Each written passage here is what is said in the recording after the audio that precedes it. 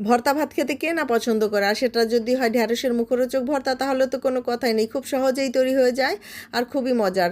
আর এই রেসিপিটি কীভাবে আমি বানাই তো চলুন দেখি, আপনাদের সঙ্গে শেয়ার করি। প্রথমে আমি কচি কচি ঢ্যাঁড়স নিয়েছি, এগুলোকে আমি ভালো মতো ধুয়ে নিয়েছি, তারপর এভাবে টুকরো করে নিয়েছি, আর টুকরো করে নিলে ভর্তা বানাতে কিন্তু সুবিধা হবে। এরপর কড়াইয়ে পরিমাণ মতো পানি দিয়ে ঢাকনা দিয়ে ঢেকে হাই হিটে সিদ্ধ করতে দিব।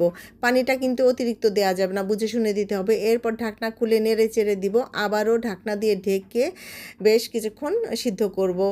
খেয়াল রাখতে হবে অতিরিক্ত যেন সিদ্ধ হয়ে না যায়, তাহলে কিন্তু কালার নষ্ট হয়ে গেলে ভর্তা ভালো লাগবে না ঢেঁড়সের ভর্তা খেতে। এরপর বাড়তি পানি শুকিয়ে নিব, তারপর অন্য একটা ফ্রাইং প্যানে সর্ষের তেল গরম করে সেখানে শুকনো মরিচ আর কাঁচা মরিচ দুটোই ভেজে নেব। আমি দুই ধরনের মরিচ দিয়ে ভর্তা করব, এতে দেখতেও সুন্দর লাগবে, খেতেও ভালো লাগবে। এরপর লবণ দিয়ে মরিচগুলোকে ভালো মতো আমি ডলে নিব।